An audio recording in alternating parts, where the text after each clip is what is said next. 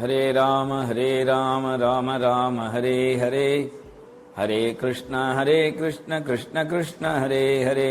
அற்புதமான இந்த 2025 ஏப்ரல் 27ஆம் தேதியிலிருந்து மே மாசம் 17ஆம் தேதி வரைக்கும் சேலம் ஆத்தூர்ல இருக்கக்கூடிய ஸ்ரீ திரௌபதி அம்மன் ஆலயத்துல மகாபாரதம் அப்படிங்கிற ஒரு சொற்பொழிவு நடக்க போறது. மகாபாரதம் அப்படின்னும் பொழுதே வியாசர் 1,25,000 ஸ்லோகம் மகாபாரதத்தை பத்தி எழுதியிருக்கார். அவ்வளவு ஸ்லோகங்களை எழுதக்கூடிய அளவுக்கு பகவானே வந்து எழுதினாத்தான் முடியும். மேலும் எப்பொழுதுமே மந்திர சாஸ்திரம் அப்படின்னு ஒண்ணு இருக்கு. இந்த மந்திர சாஸ்திரத்துல 18 அப்படிங்கிற எண்ணிக்கை வந்து ரொம்ப ரொம்ப ரொம்ப ரொம்ப முக்கியமான ஒரு நம்பர்.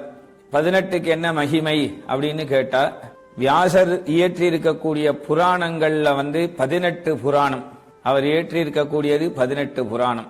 மகாபாரதம்ங்கிற இதிகாசம், இந்த இதிகாசத்துல 18 பர்வா வச்சிருக்கார். ஆதி பர்வா அப்படின்னு ஆரம்பிச்சு சாந்தி பர்வா வரைக்கும் பர்வானா ஒரு கூட்டு விஷயங்களை சொல்லக்கூடியது. அது 18ன்னு கணக்கு வச்சிருக்கார்.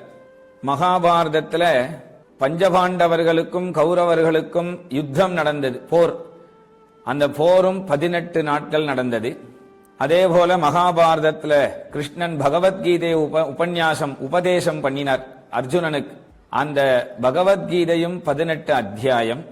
மகாபாரதத்துல இந்த போர் நடந்ததுல கௌரவ படைகளை சேர்ந்தவர்கள், பஞ்சபாண்டவர்கள் படைகளை சேர்ந்தவர்கள் அப்படிங்கிற அவள் கணக்கு பார்த்தா 18 அக்ஷௌகினி படைகள்.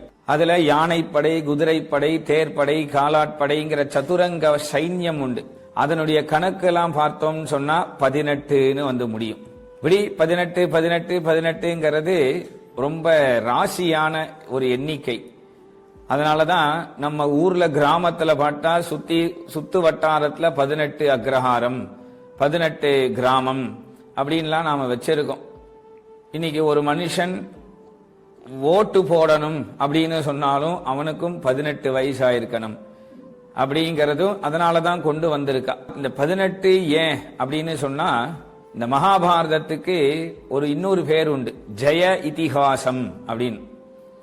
ஜெய அப்படிங்கிற சம்ஸ்கிருத வார்த்தை ஜய அப்படிங்கிறது, இதுக்கு என்ன கணக்கு இருக்கு? இதுக்கு என்ன கணக்கு அப்படின்னா, க க க க ங அப்படின்னு 5, ச ச ஜ ஜ வந்து 8வது எழுத்து.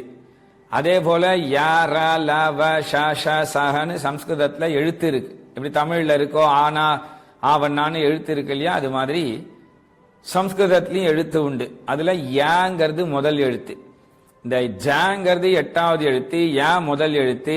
ரெண்டையும் சேர்த்தா 8 1 81. அது அப்படியே திருப்பி சொல்லணும், அப்பதான் 18 அப்படிங்கிற கணக்கு வரும். இப்ப இந்த 18 18 அப்படின்னு இருக்கிறதுனால இந்த 18 விதமான விஷயங்களை இந்த மகாபாரத உபன்யாசத்துல நாம ஒவ்வொரு நாளைக்கும் ஒவ்வொரு தலைப்புல சொல்ல போறோம். வியாசர் எழுதியிருக்கக்கூடிய அந்த பாரதத்துல இவ்வளவு விஷயங்களையும் 20 நாள்ல சொல்லணும் அப்படின்னும் பொழுது, அதுல ஊர் மக்கள் எல்லாருக்கும் உபயோகப்படக்கூடிய விஷயங்கள் எல்லாத்தையும் தர்மங்கள் எடுத்து சொல்ல போறோம், பலன்கள் எடுத்து சொல்ல போறோம்.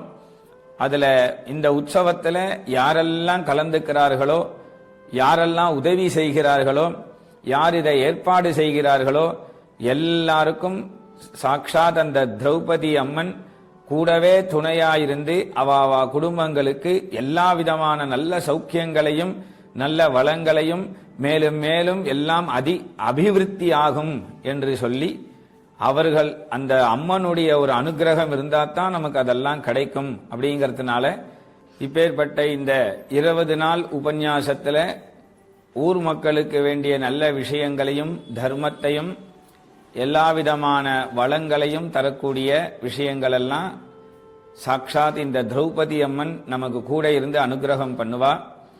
யாரெல்லாம் இந்த 20 நாள் உற்சவத்துல கலந்துக்கிறார்களோ, யார் இதுக்கெல்லாம் பொருளுதவி பண உதவி எல்லாம் செய்கிறார்களோ, அவளுடைய எல்லா குடும்பங்களுக்கும் ஊர் மக்களுக்கும் எல்லாருக்கும் சர்வவிதமான சௌக்கியங்களும் ஐஸ்வர்யங்களும் மேலும் மேலும் அபிவிருத்தியாகும் என்று அந்த திரௌபதி அம்மனை பிரார்த்தனை பண்ணிட்டு இப்பேற்பட்ட சிறிய உபன்யாசத்தை நான் பூர்த்தி பண்ணிக்கிறேன்.